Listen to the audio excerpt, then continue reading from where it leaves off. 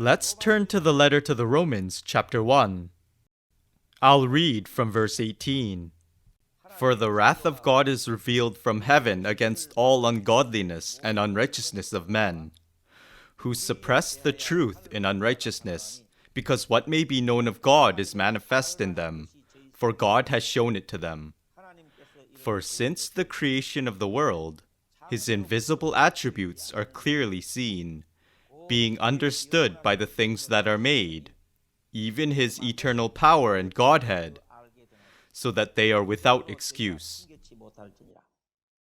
Let me explain what this is saying. It says here, the wrath of God is revealed. This is the judgment. God's judgment will be revealed, but to whom will it be revealed?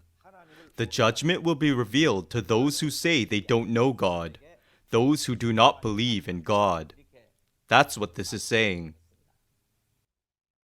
Of all the sins there are, the greatest is the sin of not believing in God.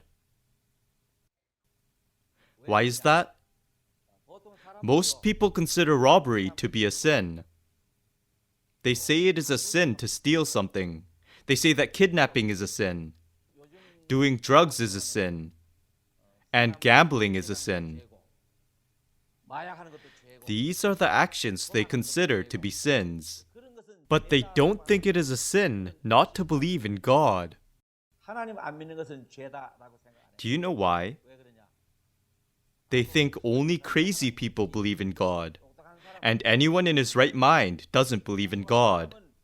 They say it is normal for an intelligent person not to believe in God. So they boast of their own intelligence, saying that they don't believe in God. They prefer to believe in their own strength. There are many people who think like that. If any of you think in that way, please listen to me carefully. Suppose there was a couple that wasn't able to have any children, but then they did manage to have a son. He was an only child. He was very precious to them as they raised him. They would cuddle him, rocking him in their arms. He was extremely precious to them, but he became thoroughly spoiled. This is how he grew up. Then, as an adult, he had a pleasant nature, and when he went out, he was kind and compassionate towards people outside his family. As a result, people would say, I don't know who his parents are, but he is really kind-hearted. He's an outstanding young man. People would never stop praising him like this. But when his son went home, he avoided his father completely. He would say things like, isn't the old man dead yet? He didn't give him any of the respect due to a father. He would ignore his father. He treated his father with complete disdain. When he was outside, he was courteous and won the hearts of other people. But as soon as he went home, he treated his father like that. So, in the eyes of people outside, he seemed to be as honest as the day is long, and a truly outstanding person. But how did he appear in his father's eyes? He was a thoroughly thankless child. He was a complete rascal. In the eyes of his father, he was a terrible sinner. Think about this. It's all very well to be nice to other people, but living your life not believing in God and disregarding Him is the greatest sin there is before God. God created everything in the heavens and on earth. God also created man. When I say this, perhaps you are thinking, creation? What creation? Man evolved from a common ancestor humans share with apes. And the ape evolved through a long process of evolution that began with the amoeba and other single-celled creatures. You only have to consider blood. There is no way that blood can change. If you took the blood of a monkey and transfused it into a person, that person would swell up and die. blood never changes. Do you think you are the descendant of an ape?